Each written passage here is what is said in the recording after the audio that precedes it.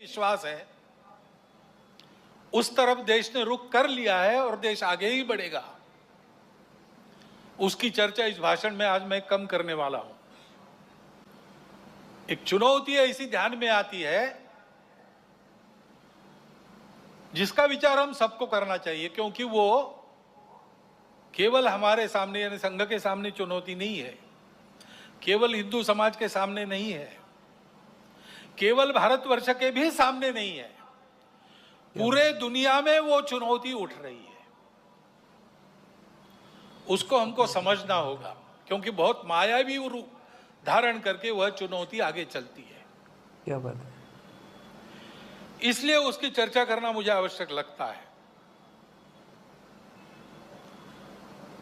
भारत आगे बढ़ रहा है, लेकिन भारत आगे न बढ़े ऐसा चाहने वाली शक्तियां भी दुनिया में है, जिनके निहित स्वार्थ मार खाते हैं भारत के प्रमुखत्व के कारण।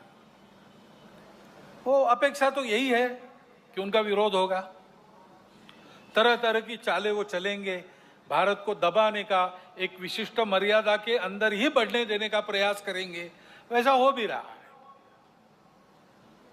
क्योंकि आखिर अभी तक भारत छोड़कर बाकी विश्व ने अपने स्वार्थ की बलि देकर भी दुनिया को बड़ा करने का मार्ग पकड़ा नहीं है। हम ये करते हैं, आज भी कर रहे हैं, सबको मदद करते हैं। हमारी शत्रुता करने वालों को भी आवश्यकता में मदद करने वाले हम हैं। शांति रहे इसलिए अपने हितों का बलिदान भी हमने कई बार किया है और करते हैं। ऐसा स्वभाव दुनिया में नहीं है, और इसलिए भारत आगे बढ़ रहा है या कोई भी देश आगे बढ़ रहा है, कल चल के हमारा स्पर्धक बनेगा ऐसा डर जिनको लगता है, वो उस देश में तरह तरह के उत्पाद करने में कम नहीं करते।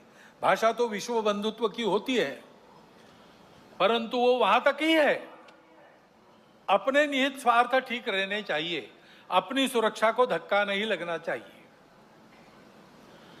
और इसलिए दूसरे देशों में कई प्रकार के उत्पाद खड़े करना, जनतांत्रिक तरीके से वहां कोई सरकार चुन के कारोबार कर रही, उसको नीचे लाना, ऐसा दुनिया में चलते रहता है। ये दुनिया की रीति लगभग बन गई है, जो नहीं बननी चाहिए लेकिन है। बिल्कुल सही। अब हमारे पड़ोस में ही बांग्लादेश में क्या हुआ, उसके कुछ तात्कालिक कारण और पहलू है, ये बात ठीक है, लेकिन इतना बड़ा उत्पाद तो उससे नहीं होता।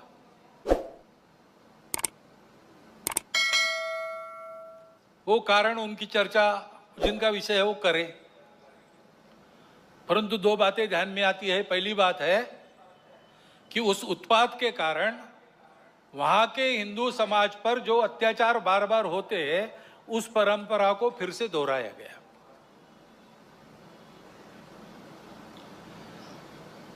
पहली बार वहां का हिंदू संगठित होकर अपने बचाव में रास्ते पर आया, इसलिए कुछ बचाव हो गया।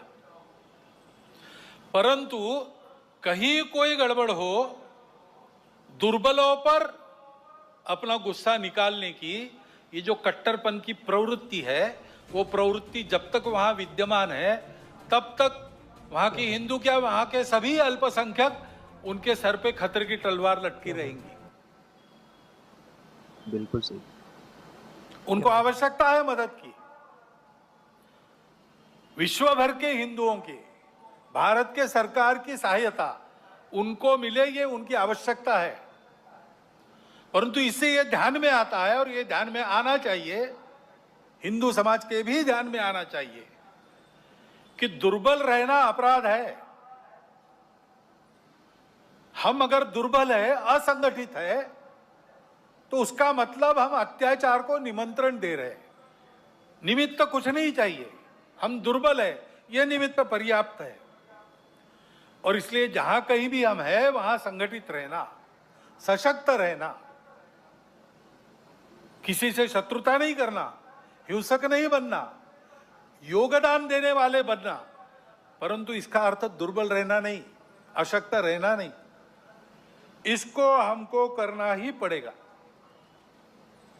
लेकिन दूसरी बात है हमारे सबके ध्यान देने की। अब वहां चर्चा ऐसी चलती है बांग्लादेश में कि भारत से हमको खतरा है और भारत से खतरा है इसलिए पाकिस्तान को साथ लेना चाहिए, वही हमारा प्रामाणिक मित्र है। और दोनों मिलके, क्योंकि उनके पास न्यूक्लियर वेपन्स है, हम भारत को रोक सकते हैं। बांग्लादेश के निर्माण में भारत की पूरी सहायता हुई। जिस बांग्लादेश के साथ भारत ने अब तक कोई वैरभाव रखा नहीं, आगे भी नहीं रखेंगे, उस बांग्लादेश में ये चर्चाएं हो रही है। ये चर्चाएं कौन करा रहा है?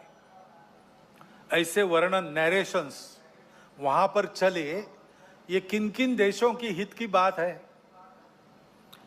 ये तो देखने वाले, सोचने वाले समझते हैं, नाम लेने की आवश्यकता नहीं। हमारे देश में भी ऐसा हो, ये इच्छा है, होना चाहिए। क्योंकि भारत बड़ा बनेगा तो सब स्वार्थ के दुकान तो बंद हो जाएंगे, और इसलिए भारत का ये सामर्थ्य न बने। ऐसे उद्योग चल रहे हैं। Deep state, wokeism, cultural Marxism, ऐसे शब्द चर्चा में बहुत है। पिछले साल भी मैंने उल्लेख किया था। कुछ लोगों ने कहा था कि अपने यहाँ तो है ही नहीं। ऐसा नहीं है, अपने यहाँ है, बहुत पहले से है। क्योंकि केवल भारत नहीं, सभी सांस्कृतिक परंपरा के विरुद्ध ये विचार जाता है। परंपरा से दुनिया में कहीं भी कोई भी समाज जीवन में जो मंगल है, भद्र है, ऐसा मानता है, उसको ध्वस्त करना ये इनके कार्य प्रणाली का अंग है। और ये करने के लिए पहला सूत्र उनका होता है, इन्वेड द इंस्टीट्यूशंस। संस्थाओं को कब्जे में लो। शिक्षा संस्थान है, विद्यापीठ है, शिक्षा व्यवस्था है, माध्यम है, बौद्धिक जगत है, इन सब पर अपनी पकड़ कायम करके उनके द्वारा समाज में विचारों की विकृति का प्रसार करना, विचारों को बिगड़ना, अपनी परंपरा के प्रति, अपने स्वत्व के प्रति अश्रद्धा से उत्पन्न करना। हम ही अपने लोगों को गाली दे, हम ही अपने बातों को तुच्छ माने, उनकी लज्जा करें, इस प्रकार का वातावरण पैदा करना। क्या बात है। इतना बड़ा समाज है, उसकी कई विविधताएं हैं, उन विविधताओं को अलगाव में परिवर्तित करना नहीं है। वहां कोई जबरदस्ती विविधता आरोपित करके हम विविध है इसलिए हम अलग है, हम विविध है इसलिए हम एक नहीं है, हमारे स्वार्थ अलग है, ऐसा नैरेशन देना। इतना बड़ा समाज है, छोटी मोटी समस्याएं सबकी रहती है, बड़ी समस्याएं भी रहती है। समाज की स्थिति में सब कुछ ठीक ही रहता है, ऐसा नहीं, सुधारने का भी बहुत कुछ होता है, तो कई अन्याय चलते रहने वाले रहते हैं। इन सबको लेकर एक असंतोष उत्पन्न करना,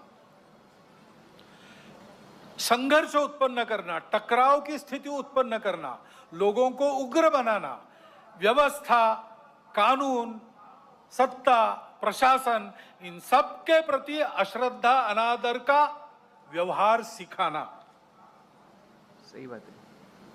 इससे उस देश पर बाहर से वर्चस्व चलाना आसान होता है। सही बात है। पहले जैसा आपस में युद्ध करना अब आसान नहीं है। अब युद्ध इस प्रकार से होता है, इसको मंत्र विप्लव कहते हैं अपने परंपरा में। ऐसा मंत्र विप्लव चल रहा है। और ऐसी भ्रम की स्थिति में उनको देश के अंदर भी कभी बार साथी मिल जाते हैं, जाने अनजाने। प्रजातांत्रिक देश है अपना, अनेक दल रहेंगे, उनकी स्पर्धा चलेगी, ये प्रजातंत्र की पद्धति है। अनेक दल रहेंगे, उनकी स्पर्धा चलेगी, ये प्रजातंत्र की पद्धति है। लेकिन समाज में ये अलगाव, टकराव, देश की एकता, एकात्मता, देश के वैभव संपन्न होने के प्रयास से बड़े बन गए, अथवा दलों के स्वार्थ समाज की सद्भावना और राष्ट्र की एकात्मता को गौण बनाकर चलाए गए, तो फिर किसी एक का पक्ष लेके उनके पीछे खड़ा रहना, खुद मैदान में नहीं आना। अल्टरनेट पॉलिटिक्स ऐसा कहते हैं, पर्यायी राजनीति। उसके आड़ में अपना ये एजेंडा और ये पद्धतियां चलाती है। और ये मैं कोई कॉन्स्पिरेसी थियरी नहीं बता रहा हूं, पुस्तकें निकल रही है पाश्चात्य देशों से वहां की परिस्थिति के बारे में। पाश्चात्य जगत के अनेक प्रगत देशों में इस मंत्र विप्लव के परिणाम स्वरूप जीवन की स्थिरता, शांति और मांगल्य संकट में पड़ा हुआ उनको अनुभव होता है, हमको भी दिखाई देता है। और भारत के चारों ओर विशेषकर सीमावर्ती प्रांतों में इस प्रकार के कारस्थानों के चलते क्या क्या हो रहा है हम देख सकते हैं। समय पर हमको जागना है। हमारा देश सांस्कृतिक एकात्मता के अधिष्ठान पर खड़ा है। अंडरलाइंड कल्चरल यूनिटी, ऐसा हमारे संविधान निर्माताओं ने भी अन्यत्र भाषणों में कहा है। और नैतिक विचारों का, अध्यात्म के सत्य का एक बलशाली अधिष्ठान हमारे समाज की स्थिरता को, आपस के संबंधों को, व्यक्तिगत और राष्ट्रीय व्यवहार को मिला है। इन आधारों को नष्ट करने के कुप्रयासों को समय के पूर्व हमको रोकना पड़ेगा। उसके लिए समाज को प्रयास करने पड़ेंगे। एक ऐसा राष्ट्रीय नैरेटिव चलाना पड़ेगा, उसके लिए योजना बनानी पड़ेगी। कानून संविधान की मर्यादा में रहते हुए, अपने सांस्कृतिक अधिष्ठान पर पक्का रहते हुए हमको इसकी योजना बनानी पड़ेगी। क्योंकि समाज को सुरक्षित रखने के लिए इसी का उपयोग होगा। संस्कारों का क्षरण इन विभेदकारी ताकतों को पुष्ट करता है, और वो बलवान होती है तो वो भी संस्कारों के क्षरण का कारण बनती है। और हम देख रहे हैं कि भारतवर्ष में इस प्रकार का। यदि आपकी भी कोई खबरें हो तो हमें 9414317167 पर भेजिए। यदि आप अपनी फर्म और किसी संस्थान का विज्ञापन कराना चाहते हैं तो 9414317167 पर संपर्क करें। हमारे चैनल को YouTube पर लाइक, शेयर, सब्सक्राइब कर कमेंट ज़रूर करें। भीम न्यूज़ इंडिया के फेसबुक पेज को भी आप फॉलो कर सकते हैं। न्यूज़ अपडेट के लिए बने रहिए हमारे साथ, देखते रहिए आपका अपना चैनल भीम न्यूज़